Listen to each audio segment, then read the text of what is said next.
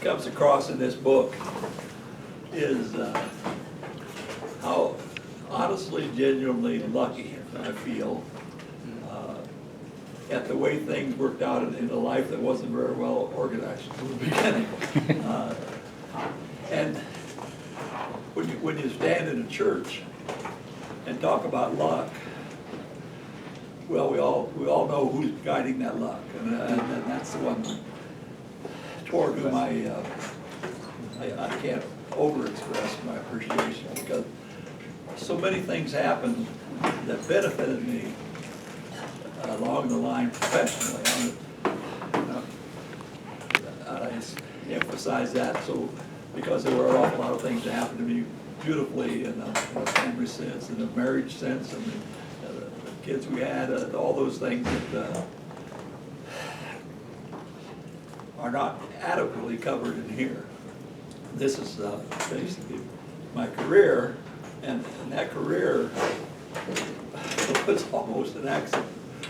It was what I wanted to do, what I grew up wanting to do. And when I was 10, I was a sixth grader, and Huntington, my hometown, had a very, very good basketball team. There was a 46-47 season, the one in which ultimately Bill Garrett wound up winning the state championship at Shelbyville and setting historic precedence by becoming the first African American to add a basketball player in the Big Ten, and basically all the major conferences across the country. He did it right here in Bloomington and that year. But that season, the 46-47 season, they didn't have season tickets then. You just bought a game ticket every night, every home game. So I would come out, my sixth grade school was the same one where the high school gym was. And I'd get out at 4 o'clock and go right over to the gym and stand in line and get one of the first tickets and make a beeline right to a seat right under the basket on the west end of the court. It's the only section where there were permanent bleachers. There wasn't a hard back to them, but there were hard seats rather than bleachers all around. And I would hold that seat until about game time. And there was a doctor in Huntington that was a fabulous fan, and his name was Brubaker. One time they played a football game in Plymouth, Indiana, and about 60 miles away, there was a small town in between that was kind of a speed trap. And he blew through there and got stopped. And the cop asked him, he asked the policeman, well, how much a fine is it? And he said, it's $20. He peeled out 2 20s and said, I'm coming back through on the way.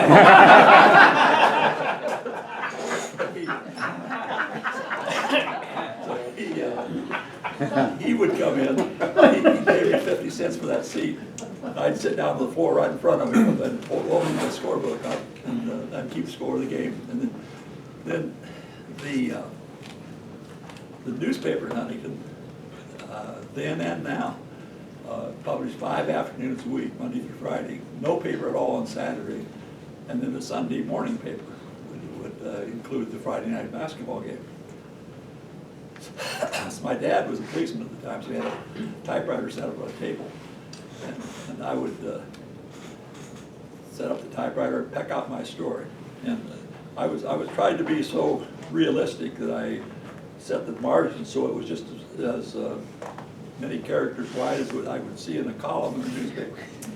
And I didn't know anything about So how old were you then? 10. 10. Wow. And I counted how many characters there were on the average line, so I could keep it within those things. And I didn't know about linotypes and how they flowed and everything. It really stretched the vocabulary to try to come up with words with maybe those. But then I would preserve that, and then the Sunday morning paper would come out and I compare it, and the professional one, and that was the start of everything for me. So early, this idea of what I wanted to do was pretty much ingrained. But that was about as much as I did to prepare for it. The Huntington was a fairly substantial high school, but it did not have any kind of journalism class, did not have a school newspaper, so there was no opportunity to do anything for anybody. I enrolled at IU, and my intent from the beginning was a major in journalism. That first year, at that time, you were in what they called the junior division. You couldn't take anything in your major. You had to take just a general liberal arts course, which was okay, but I wasn't, well, I should back up and give my sister role in all this. And part of my luck, I had a 3-year older sister, and we were in a country school district where they didn't have kindergarten. So we'd start in the first grade, and she, about her second, third grade years, primarily the third grade year, because she really loved her teacher. She'd stay afterward and help her with cleaning up the rooms and that sort of stuff. But one of the things that, her name was Joy, and one of the things she observed was she was appalled to realize that within her class, she wasn't, her lexicon hadn't really been purified to the degrees. So she came home and announced to her mother that she couldn't believe how many dumbbells there were in her class. I think she saw every possibility for my becoming one of those. So she set me up, and every night, right after school, I was on a Davenport in front of her, and she'd make me learn what she learned that day. So by the time I went to school, well, first of all, my birthday is in October, and normally I would have been, I wouldn't have been able to go until the next year after I turned 6. But my mother was a persuasive person, and she talked to the principal and allowed me to enroll with the class ahead of that. So I was in there in that class, and now I'm probably the only person you've ever met who has no memory of anything before I was 8 years old. I mean, I just do not remember anything. And partly, it may have been because of those early classes with my sister, because when I didn't pay any attention to her, she belt me across the head. It rattled something. but it's kind of embarrassing. I've read books from the older guys that would tell what happened to them when they're 2 years old. I don't remember anything before 8, but I didn't kick in pretty well. So my mother told me later that about 2 weeks into the first grade year, the teacher went out of the room and came back in, and I had a book out reading it to the rest of the kids. She went and got the principal, and they moved me up to 2nd grade. Then they went to Mother and said that he really should be in the 3rd grade. And I figured if Joy had really been a good teacher, I should have been in the 4th grade. But Mom said, no, wait, no. She said, I've already checked it out. He's going to be 15 the first month of his senior year as it is now, so we aren't going any farther than that. So that's what that did. It was all to Joy's credit, but what it did for me was give me a tremendous head start in age and getting into things. So the net result was I'm at IU for the first month when I'm still 16, and I did. I had a poorer academic record that year than most 16-year-olds would have going to IU. So I was kind of, and I'm pretty candid about that in here. And I was approaching the end of the year, and I knew that I was only there on scholarships, and the scholarships were not going to be renewed with the grade average I was going to have. So I really didn't know what was going to happen, but I was kind of just oblivious to how dire that situation was. But in April, the editor of the Huntington paper had known I was coming down here in journalism. I had worked in the building and in circulation, so he knew me. He knew Joy. She was the secretary to Jim Quayle, the father of Dan Quayle, who was the business manager. But so he wrote me a letter and said that their sports editor had left and wondered if I'd be interested in taking that job during the summer while they looked for a permanent replacement. Well, boy, I was ecstatic. Of course I was. Of course I'll do it. Well, So how old were you then?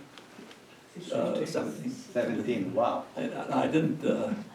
What I didn't factor in was I'd never taken a journalism course, never written a line for anybody, and I walked in that building and I was sports editor.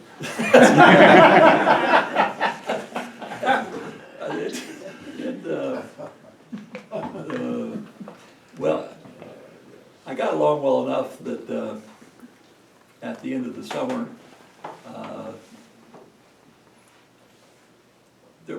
I just never got out of that chair. I stayed, that summer lasted 9 years of immediate. So, but in that time, just cultivated and developed this real passion for what I was doing. I loved doing what I was doing in newspapers, and there was never any thought of going back to school, and I'm not sure that IU had any thoughts about having me back either. But it worked out, and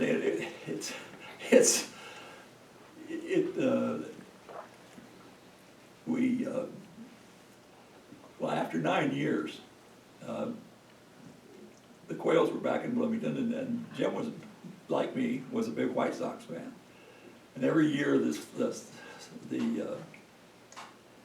Monday before the season opened, they had a press party, and he was Bill Beck was the owner then, and that was an opportunity to talk to him, but also see overall work out. So I had gone up to that for several years, and Jim Quayle asked me to go along on this one. And as we were driving back, I was driving, he just out of the blue said, "What are your long-range plans?"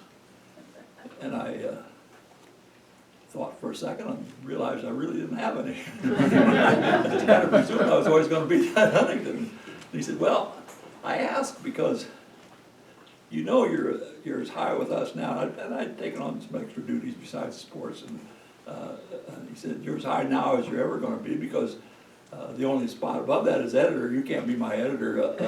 You wouldn't like to write for me, and I wouldn't like you writing for editorial for me." So he said, "So if I were you, I'd be looking around because I think you have a real future in this." That's the first time I even thought about going outside, and ultimately, once I started doing that, my kids could testify. We got on a fast track. We had a brief period in there at Peru, but that was when Rick was just a baby, and we were there 3 months. During that time, every time I'd come home, Julie was crying because the two grandmas that were her staples were not close, and she was raising this baby, and she just wasn't happy at all. And so I called back to Huntington and asked if anybody had replaced me yet, and could I come back? So I did. And that really reinforced the idea that I was going to be there for the rest of my life. I kind of felt my wings were flipped, and I was happy. I wasn't upset about us staying there. And after that experience with Mr. Quayle, very soon after I went to Fort Wayne, and in the only year that I had in newspapers when I didn't write much of it, I wasn't in sports at all. I was on the news desk editing, which was not a happy thing, but it was a very educational thing. It really gave me a lot of confidence as far as all-around newspaper development. And we went to Fort Wayne, and a year later to a brand new paper in Kokomo that everybody knew would not make it, but I went there anyway because I got back into sports, and I knew that if a new paper collapsed, the one thing about it was visibility. Everybody within the industry knew who was there, and I thought I would probably come out with a better job. At least I told myself that, that I had. Well, I was right in the visibility because I'd spent those 9 years in Huntington waiting on somebody to offer me a chance to move up somewhere, and nothing ever came. In Kokomo, I got a call about every week. Literally, honestly, somebody would wonder if I'd be interested in going here or going there. Well, one of those was at Indianapolis Times, whose managing editor was named Irving Leibowitz, and he was a legend in Indiana journalism because he'd been at the Times when they won a Pulitzer for their coverage of the Klan in the 20s and 30s. And he was the primary writer. He's also an outstanding columnist. I'll never forget the cadence of his call. He said, "Bob, how would you like to go to work for a metropolitan paper?" And I was fairly new at Kokomo at that point. I just couldn't do that. I couldn't. So I explained that to him, that I really had an obligation there. Well, the irony was that as jeopardized as this new paper in Kokomo was, the Indianapolis Times folded before the date of Kokomo. If I had taken that job,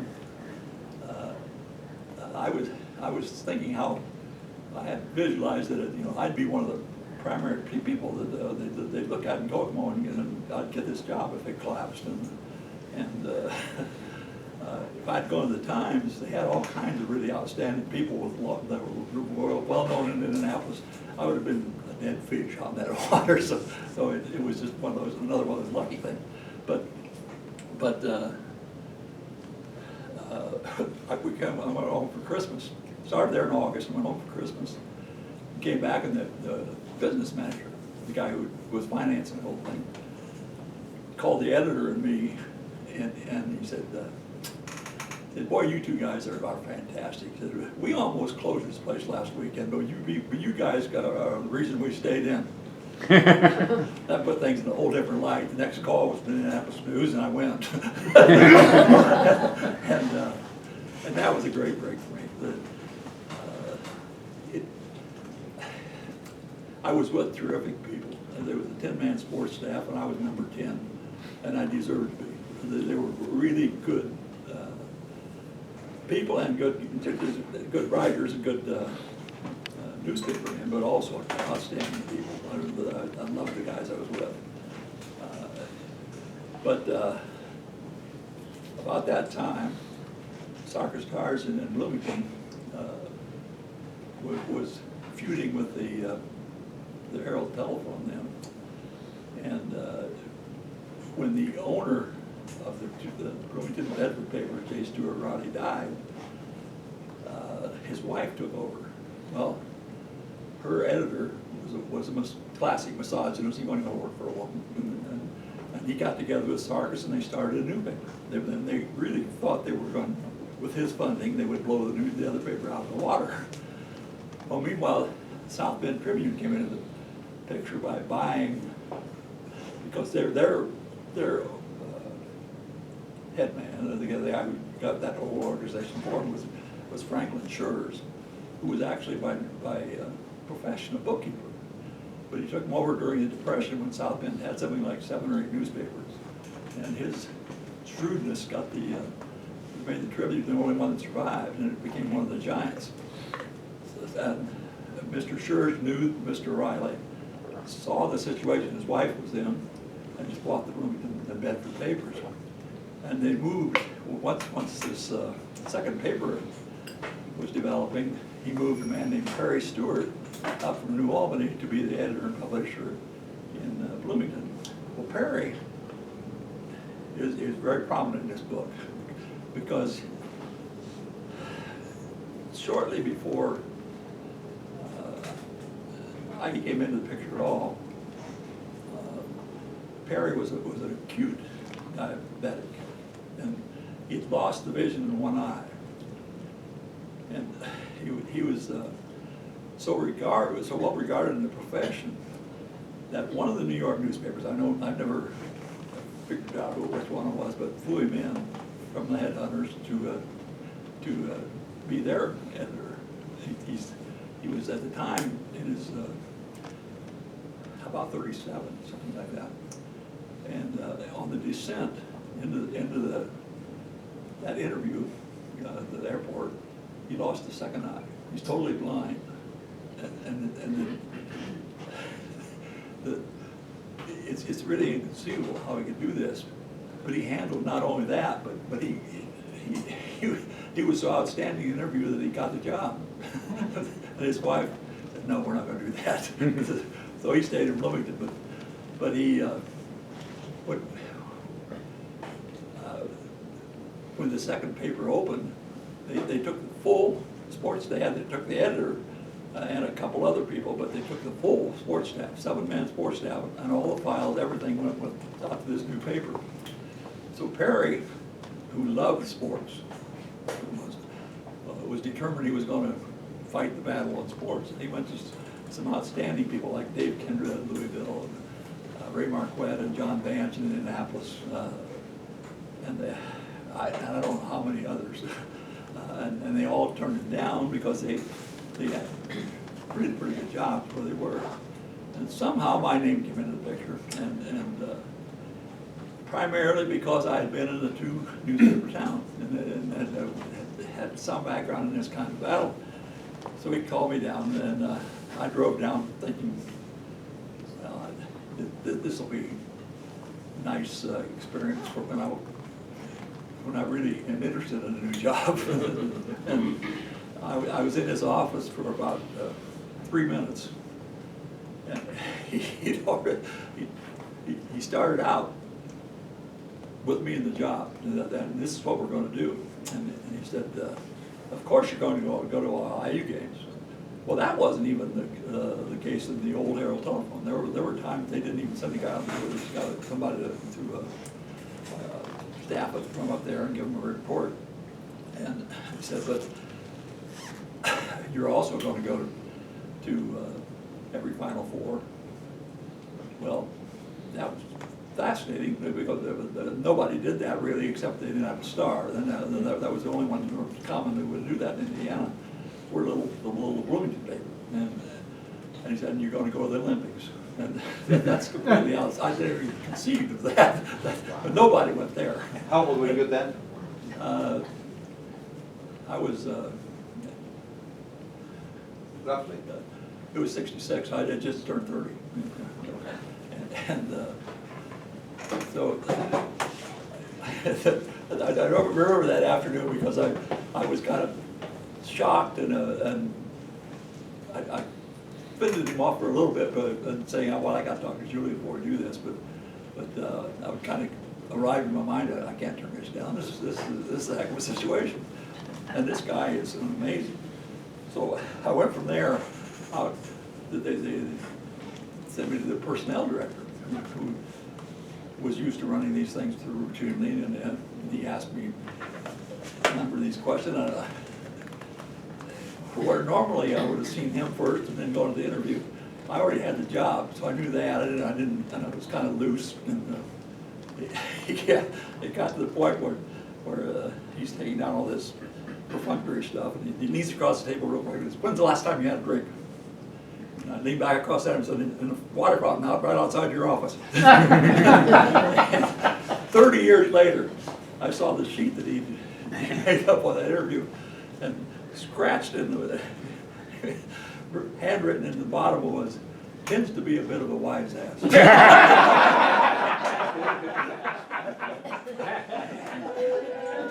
you know, all of you out here who know me probably would not disagree with that.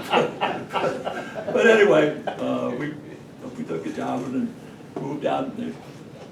That was in October of '66, and we weren't able to get our house sold and moved to Bloomington until March of '67. But the net result was Rick was in the second grade then, and that was when he enrolled here. That was his 4th school in 4 different towns. Wow.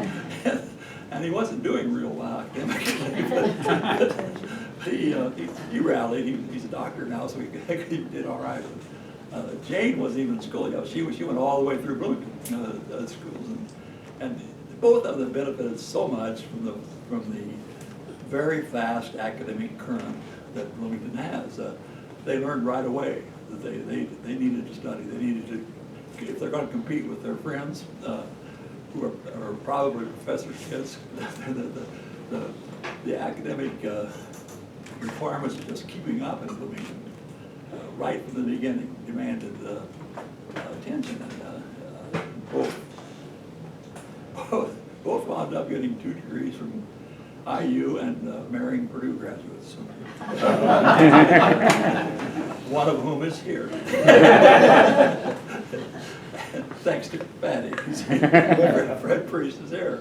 Thanks for you from our congregation for your prayers, because I'm not sure Fred was ever aware that was happening, but it did, and Fred, we were very happy that it worked so well. So. But that same guy we were praying for was taking care of me on all these steps. I did nothing to bring that letter from Howard Howden offering that job. In fact, I did less than nothing, and it worked out and opened the door for me.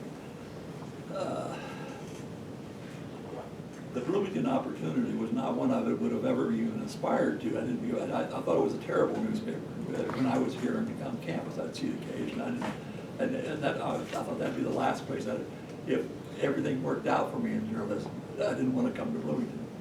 But Perry Stewart made a complete difference. All of a sudden, it's a humming, really, kind of a showpiece for what a small town paper can be. And by the way, that is the reason for this title, Last Press Bus Out of Middletown. I tried to get them to do this in lowercase, so Middletown wasn't indicating Middletown, Ohio, or Middletown, Indiana, or Middletown.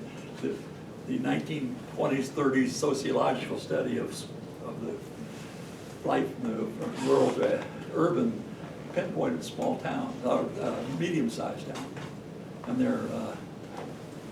their working example was Muncie, Indiana, but they, in the book, it was called Middletown, representing all the middle side. Well, that's what I mean to emphasize there, because Perry was the one publisher in America of a paper that size who financed putting his guy at a Final Four, at the Olympics. That was inconceivable then. It's impossible now, because since I was doing that the first few times I'd been on that national, international beat, both the NCAA and the U.S. Olympic Committee have put in circulation limits, and no paper of under 75,000 circulation can get NCAA credentials, or Final Four credentials, unless their team is in that 1 year. The year that IU, subsequently after me, the year that they were in final game, they could get credentials that year, but never after that, because they stopped. But as long as I was there, and as long as the newspaper kept sending the sports writer to these things, we were under a grandfather clause, which fit me very well at that time. I was already a grandfather, but that kicked in about 1980, and the result was there were only 2 newspapers in America that were in that sub 75,000 that had been going: the Topeka, Kansas Capital Journal and the Bloomington Herald Telephone. So the sports editor from Topeka, Bob Henson, and I were the only 2 who were allowed to go to the final, got credentials for the Final Four. And the first year they implemented that, they got a lot of flack from the small town papers. So their response was, every year, Bob Henson and I got the two best seats in the house. we're right in the center court. The Los Angeles Times, the New York Times, all the spread out here. We're right there in the park. But what in an Olympic sense, my first Olympics I went to was '72 at Munich, which is, from a news standpoint, it will never be exceeded because of the horrible tragedy there when the Palestinian terrorists came over the fence to and overnight and seized the building where the Israeli team was they shot their way in, killed the guard, one of the coaches from the team was the security officer, shot him and took over the building. But I was there. One of the difficult things about a situation like that is getting, when you're that far from the site, from your newspaper, is just simply getting the copy back. We didn't. It was pre-computer days, so everything would be typed out and taken to normally to Western Union, but that was a bulky situation, and so 9 U.S. newspapers, all of them, the other 8 all considerably bigger than us, but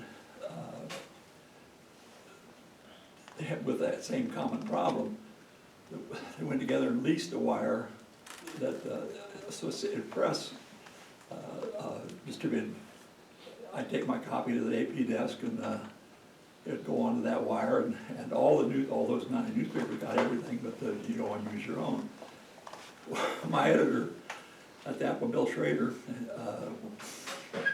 he was kind of he knew he was way over his budget already just sending me there, so we were charged on a prorated basis, how many words we were going to send back per day. He agreed to do 850. I was going to send 850 words back.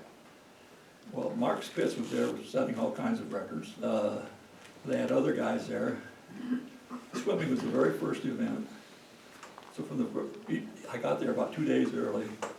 I was just kind of warming up early and sending back about maybe 3,500 words a day. Then Spitz took off.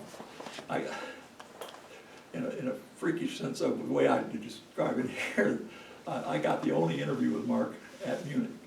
He was under instructions not to talk to anybody, but he had to go to the hospital tent for a brief session, and I heard about it. And I talked my way into when all of a sudden it was attractive to him because he had strained his back a little bit, and he's stretched out on a table like this with a heat lamp on him. And he has to be there 45 minutes, so the idea of talking to somebody he knew was attractive. And I filled a notebook with stuff from him. But so I was probably averaging close to 4,000 words a day. And the guy there, who was a suite mate in the press building with me, knew of my situation. He would go over with me every day where I'd drop his stuff off, and he'd shake his head. He said, "They're going to get on to you one of these days." And I was thinking, well, that's fine, but if I get through Spitz, I don't really care. They can cut me off to. So Spitz wins his 7th gold medal, and the night he wins that, completing his the previous record in the Olympics was 4. So he was the all-time king at that point, and that night is when the terrorists came in. So the next day, next morning, I wrote about his situation and wrote about the terrorists and when the other guy was with me. I dropped my stuff off at the same desk I'd always been in, and the lady took it.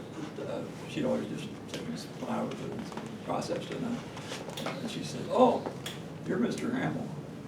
Mr. Johnson was the CEO."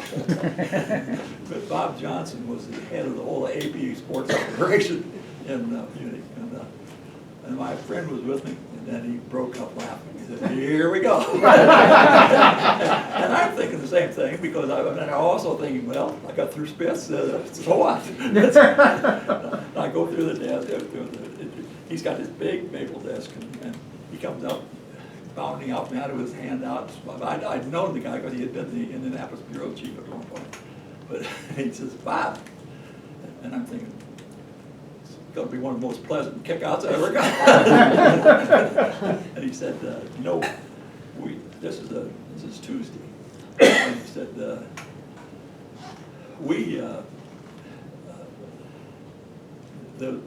morning of after the invasion, the way most of us in the news community heard about it was a press conference that had been called for Spitz for 8 o'clock in the morning.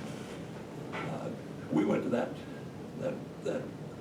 press conference, and I'm sure 95% of them were like me and had no idea that 2 blocks away the building was under siege, and it was announced there what was happening. They went on with the Spitz press conference, which was, well, the irony of it was that the Palestinians, if their objective was to strike against the Jews, which it obviously was, Mark Spitz was the #1 Jew in the world at that point. And they obviously didn't know that, or they would have struck him. But by now the Olympic and Munich and German security all knew it. And the press conference in a room about this size with tables, and it was filled, the tables were all filled, and all the way around the building, about 4 deep, were other news reporters. And they don't know that within that group, they don't know all the terrorists in that building. There could have been somebody in there who could step out with a gun and get Spitz right there. So the press conference was conducted with a man in front of Spitz, a man behind Spitz, and his answers were like 3 or 4 words, and they rushed him out. So Bob Johnson said, we'd promised our clients we'd have the full Spitz story for our Wednesday cycle, and we were going to base it on the press conference. Well, you saw what happened at the press conference. I saw the story you sent back to your paper over the weekend with all those quotes from him. Would you mind if we used that as a basis for, we'll credit it to you and to the newspaper? And I'm thinking, Bloomington Herald Telephone will be quoted in the Tokyo Globe or the London. Yeah, we can do that. So the next view my friend has is Bob Johnson's coming out of the office with his arm around me. Bob, if there's anything more we can do for you, so I didn't know about that age limit. It weren't there anymore. But that was a minor luck factor. But beyond that, then, 72 was the year of the Olympics. That was also the first year of Bob Knight in Bloomington. And what Bob's years did for me as a newspaper person was to suddenly make Bloomington the basketball center of the college of the country, and everything focused out of here because the IU program at that point represented the best. The UCLA had lost Linden and was the top was wide open, and Indiana jumped right into it. And 72 was the year they recruited all the guys who became the heart of the 75 and 76 teams that are the all-time best here, that the all-time best in Big Ten history, and when the 75th NCAA tournament Final Four came up in 2013, they conducted a national poll for those first 75 championship years, and they picked an all-time best player from the NCAA tournaments, and Udo Alcindor was a pick, 3-time champion. They picked an all-time coach, and Wooden was a choice because it was 11 NCAA championships and an all-time team, and it was the 76 Indiana team. That's the group that was already on campus by the time Bob and I came back in the fall of 72, 73. Those years,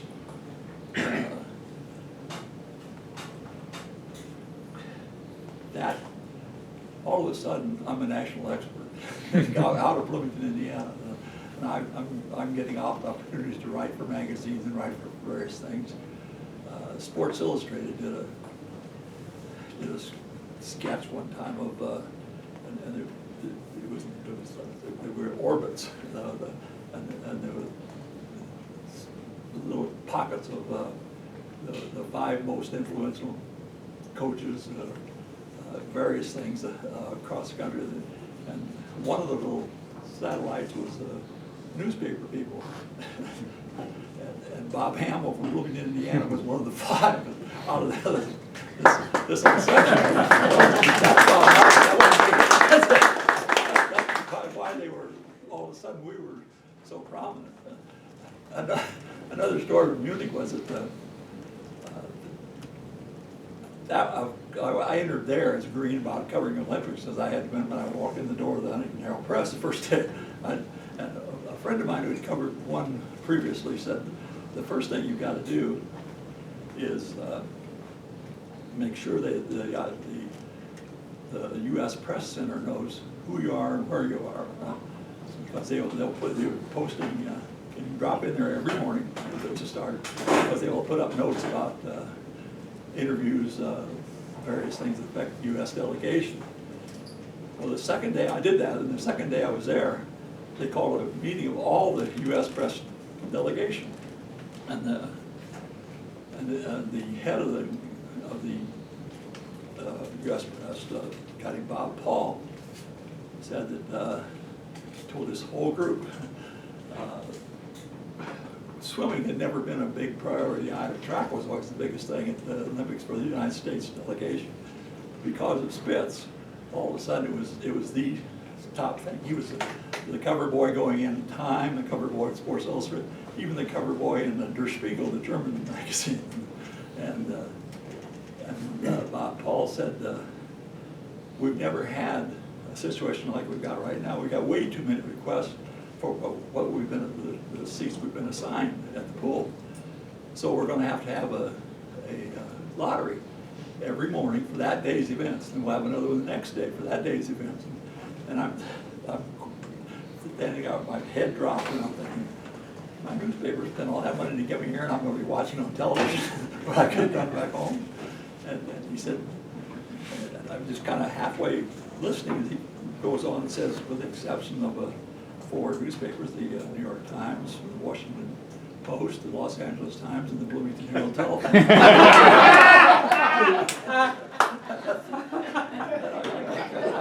kind of looked up blinking. I couldn't have heard what I thought I did, but I knew I did because all these heads were turning to me. And so I had my own suite, TV set, and a very big desk, and it was, I'll never high on the hog there for those periods. But that was not because of me, that was because of Mark Spitz and Doc Councilman. That's but I benefited.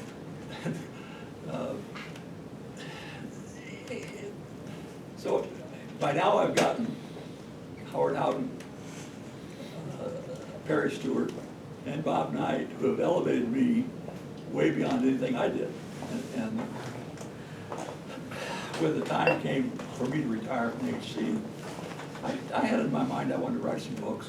And one of the books I was thinking about was Bill Cook, because I knew he to me, he was just something of a mystery man. I knew that there, somehow, some way, this guy had started a company in Bloomington from scratch, and it was now a big going operation. There has to be a story there. But I hadn't gotten around to approaching Bill about it. And he has a monthly, the Cook Company has a monthly sales meeting and brings in an outside speaker to talk. And I was the speaker in March of 2006. And afterward, well, I talked with him a minute, he said he was in the process, the early process of rebuilding the hotels in French Lake and West Baden. And he said, I'm going down there this afternoon, would you like to go along? I would love to go along, but I was committed, and I said, I just can't today. And I got back to the office, and I thought, I really want to do that. I know he's going down regularly by himself. So I called his office and said, look, I'd like to do it whenever he's going again. I certainly can have time. And he called right back and said, meet me at 8 o'clock tomorrow morning outside the building. I did, and we weren't 2 minutes into the conversation, into the trip. He was driving. He said, how would you like to do my book? No. I'm prone to really stop and think things out, so about 3/4 of a second later, I said, I'd love to do that book, but I want it to be my book. And I got a Cook handshake, which is a contract, and it went from there. Well, he set me up with an office. I think in his mind it was the right place because it was very close to where he could come down and talk for 25, 30 minutes a day, work it into his schedule. He knew I'd always be there. We'd put a tape recorder between us, and I'd take care of the interviewing part and then do some other interviews. One of the first things, Patty would say, oh, you will appreciate this. One of the first things I did was buy a medical language dictionary so I could spell the things he was telling me. There were times he'd come up with one clear out of the blue. I'd say, well, is that A or E? And he'd say, well, he usually could spell it. Sometimes he wouldn't. He'd say, this will be a start. And I'd find it in the dictionary, and we'd be fine. But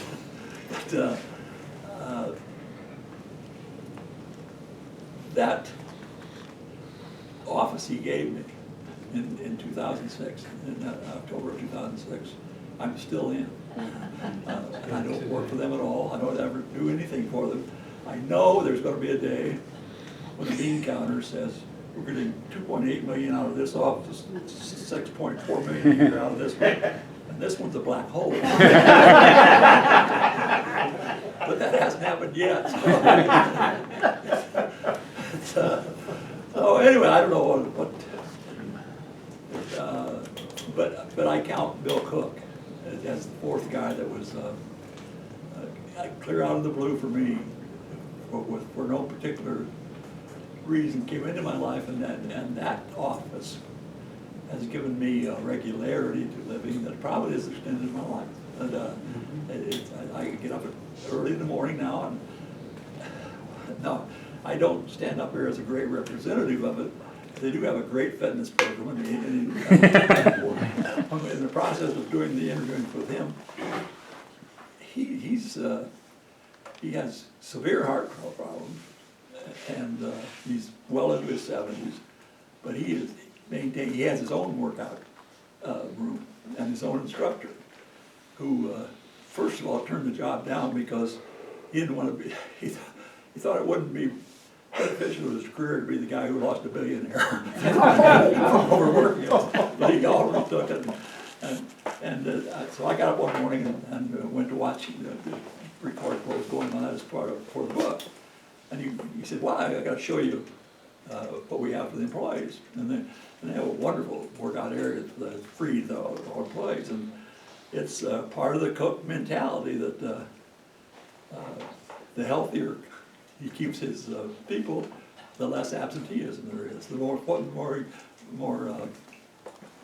economical the operation is. So he always tried to talk other people in the business into doing the very thing he did. But he said, "I want to show you this." So he walked me over to there and introduced me to the woman who was running it. And as he's introducing me, he's pulled out this slip, and he's registering me to and so 3 times a week, every year, ever since then, I've been going to that workout area.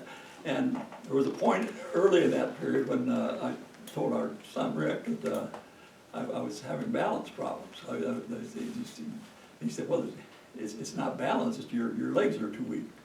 So this director, she supervised my workouts every day, and she put me on special leg training. The emphasis, what it boiled down to is I ride bicycles 2 days a week, and then there was some lifting on the third day. But I don't have balance problems anymore, so I guess Rick was right about that. But anyway, that's the summation of the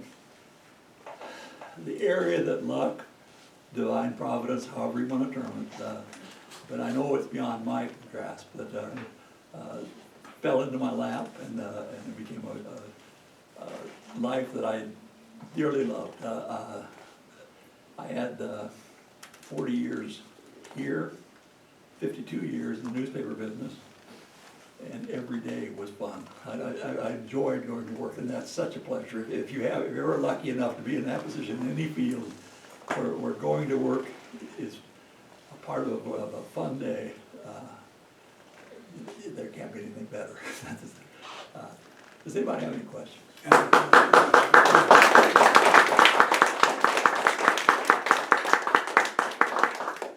Yes. You said that this divine providence, and it was, and luck, and it was, but because I was alive then in '72, when it happened in Munich, and it was all luck that you had the only interview with Mark Spitz and all that stuff, but what I know for a fact is that interview was so well written, so compelling, and spoke to the hearts of millions of people, whether it was in Tokyo or Rochester or something, because of how well you wrote it and what you did. How well Mark said it.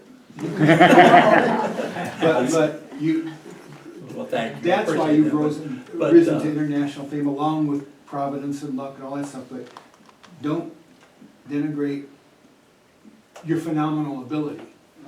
Well, whatever there is of that was God given to you. So,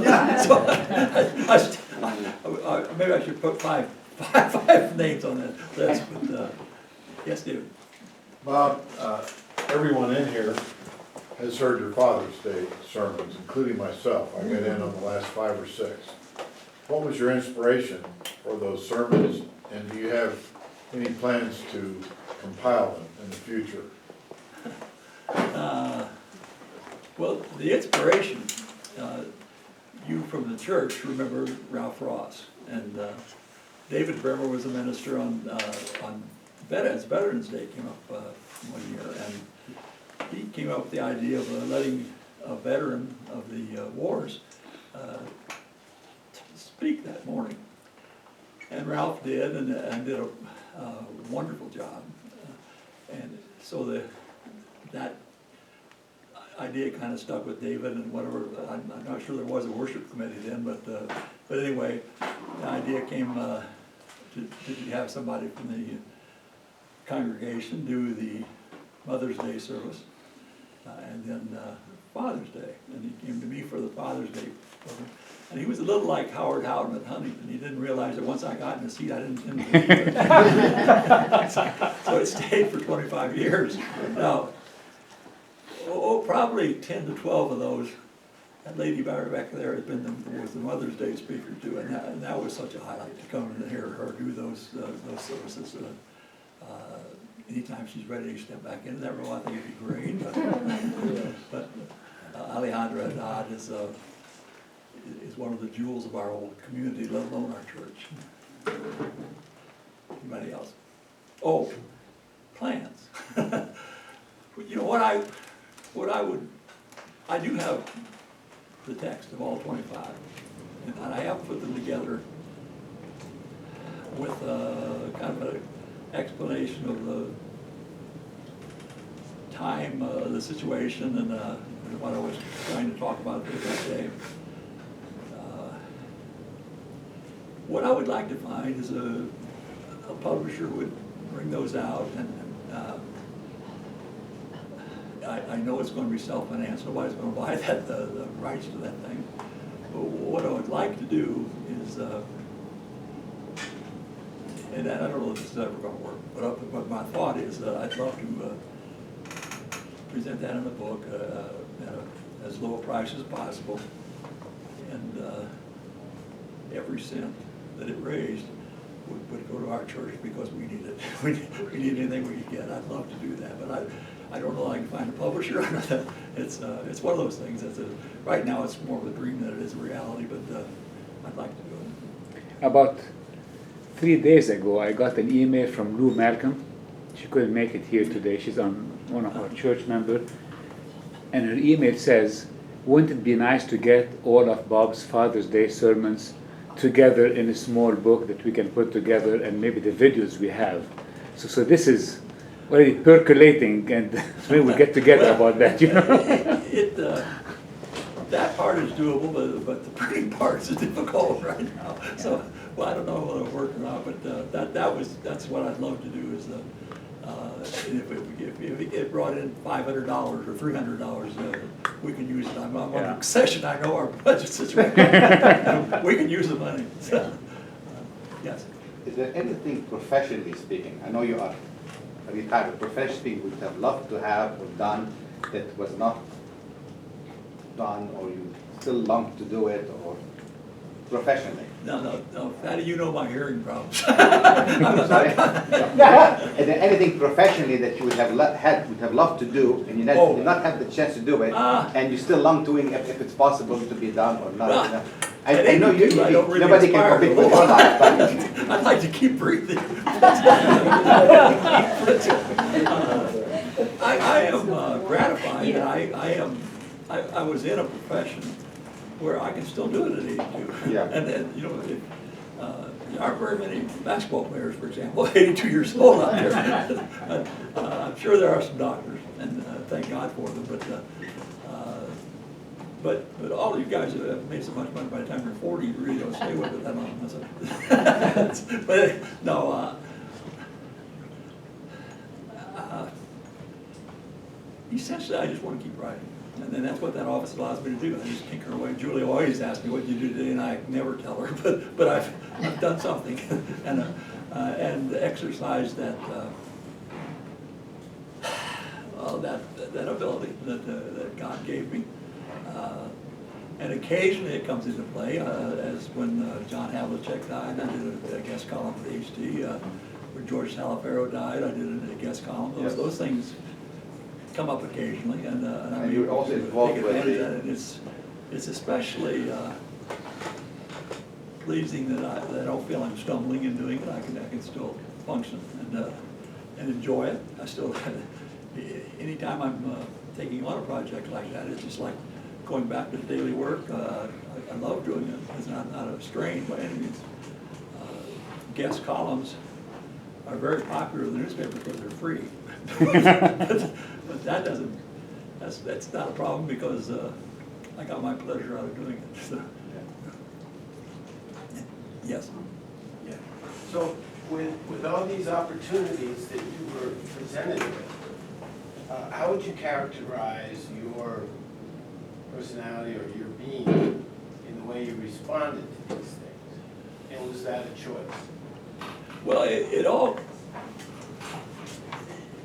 fits together with this concept of how much I enjoyed doing it. So the enjoyment shifted to a new place and a new challenge, but it was still the same pleasure. And I never enjoyed any place more than here. This is like I was having aimed toward finding Bloomington because it's a perfect community for me. At one point, a friend of mine caught on with the Knight Ridder newspaper corporation, and one of their flagship newspapers at the time was the Detroit Free Press, and he orchestrated a situation where the Detroit contacted me about this is the early '70s, about they had an assistant city editor job open, and so I went up there and interviewed for 2 days, and I knew that I was only doing it for my friend, and the first day was all McGraw-Hill tested. Probably 3/4 of it was basic intelligence, and the other portion, whatever that would have been, was management questions. What would you do in this kind of situation? Well, by then, I knew it was a futile exercise. I wasn't going to do it.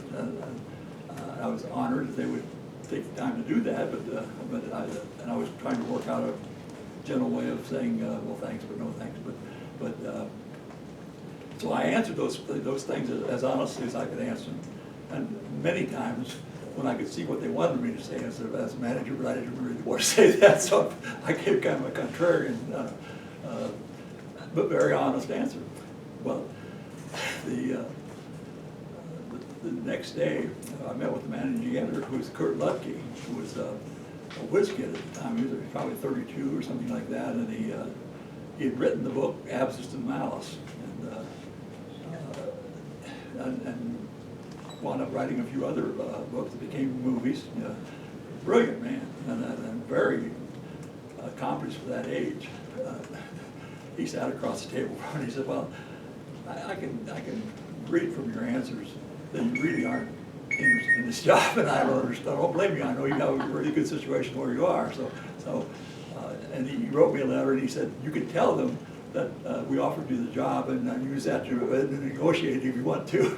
I thought it was a very nice thing to say, but I didn't do that. That was really the only other interview. I got contacts, but I never pursued any of them. But because of my friend, I thought I had to do that for his career as much as mine, and I'm not sure I helped him any with it. But I did really enjoy meeting Kurt Lutke, and had tremendous admiration for his abilities. I got one, Bob. You told me the other day you've written 14 books. Well, they call them books. A couple of them are glorified scrapbooks. But What would you say to aspiring writers? Well, I've been around a lot of aspiring writers, and the ones who truly enjoy it because they're good at it. The sky's the limit. I think they're right. I think most of you know my relationship with Michael Rita, the novelist who's from Bloomington, just turned 35, I think. And his 14th book is out, his 14th nationally published novel. He's a brilliant young man, and he wrote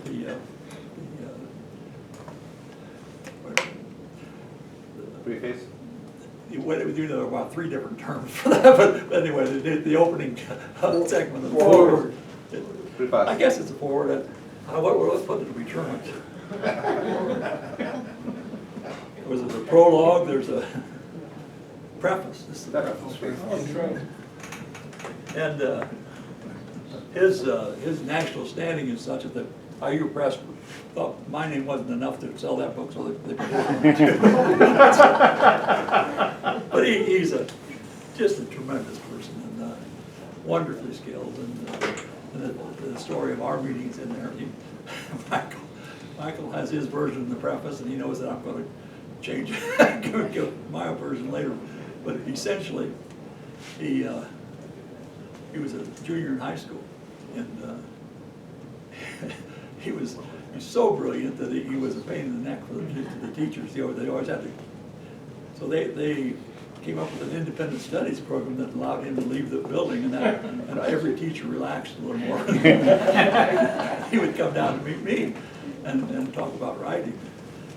And he tells how when his neighbor, who was my business manager, was aware that this young kid wanted to write, he suggested he come talk to me about writing. And Michael's response was, I don't want to write sports, I want to write novels. And he says the air turned blue. The guy explained to him that writing is writing. So he came in, he's kind of, Michael at that stage was 16, and he looked like he was 11. And I had been kind of previewed on what his abilities and what he wanted to do. And I looked at this kid coming in, and I thought, well, this guy probably is a good writer. Has probably never thought anything he wrote should have one golden word changed. And so he did some things for it, and I marked him up pretty brutally. And, Michael tells him there that he knew he was when he came back in for the second session, and I gave the thing back to him.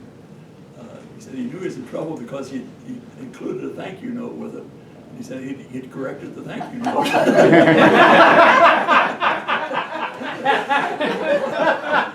said that when he opened up the paper itself, he said, I really thought he'd nicked an artery because he thought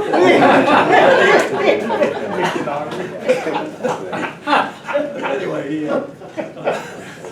he kept coming, and we became traumatic. The thing that stunned me was as marked up in as many details as I pointed out, not particularly kindly, in the correction. The next thing he turned in was not a rewrite of that. It was a totally different thing. But every principle that was mentioned in those corrections was already implemented. The kid, I've never been around anybody who put to work immediately and understood and made a part of his writing the things that had been pointed out to him. And, so we hit it off great after that. And he was when he was 19, he had his first novel written, and then brought it to me, and I told him then that look, I don't read fiction. I don't have any aspiration to write fiction. I don't know anything about fiction, but I'll read it, and I certainly won't give you any breakthrough thoughts about plot development or anything of that nature. I'm just going to go talk about the writing. And so you finish this work, and at that time I was already talking with the publisher of Bob Knight's book.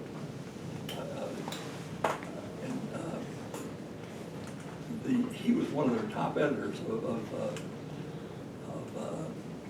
St. Martin's Press in New York. Pete Wolverton was his name, and they bid over $1 million for Bob's book, so they put their best guy on it, and so we had a lot of conversations back and forth. Really good guy, and so one of our talks, I said, oh by the way, Pete, a young man on our staff has written a novel. Could I send it to you and just tell me whether there's anything there or not? Well, Pete was of such stature that probably every weekend he was taking home about 50 novels from the very top writers to decide whether St. Martin's would bid on them. And here's a guy suggesting he take his kids home and read it. And nothing happened for about, he said, oh yeah, do that. Later on, picture what else went with that, but anyway, nothing happened for about 4 or 5 weeks, and Michael's getting kind of edgy and thinking that that's not going anywhere. I had to call him for a very minute thing involving the book, and got him out of a meeting. So I wanted to make it short as I could, and we handled that, and I started to hang up. And he said, "Oh, Bob, by the way, I took your guy's book home over the weekend. And I got about page 50, and I said, holy, this kid can write." And he said, can I talk to him? And we got through together, and they took the manuscript, and he called back a couple days later and said, look, I really want to buy this book. But he said, because of our relationship, I don't know whether that colors it or not, whether it's circulated around the building. And get some other opinion. Well, the opinion they came back with was, there's too much chaos in here for the small prize represented. Well, where Michael was ahead of the curve and they were not, the prize that they thought was overstated was steroids and the steroid usage, and steroid market, and well, it was huge, but they weren't aware of that at that point. But they, Pete said, look, this kid is talented. He didn't have any idea what his age was, but he knew he was young. And he said, I want, and he told Michael, he said, we want your next book. And he gave him a couple tips on what he could have thought from the first one. So he sent the second one in, and Pete called right back and said, we're gonna buy this book. But before we do, there is a national contest for first-time writers in the whatever category it is, it would have been, and he said, you won't win it, because there are probably 200 entries in there that anybody who hadn't been published is after this award. But we'd like, in the chance that you might do well, it'll add what we can pay you, and we'll put it on a little thing emblazoned on the book. Well, he won it. He was the youngest guy ever to win the thing. He was still 20 when he won the thing. They have a national conference in Las Vegas where they give all these awards, not just the first time, but all these major awards. And he's on the program to get it. And so he goes out to the event, and the top writers that he's been reading and idolizing are coming up to him and introducing one of the women, one Danielle Steele, who was somebody with that height, said what a thrill it was, what an honor it was to meet him. And he looked at her and he said, shouldn't it be working the other way?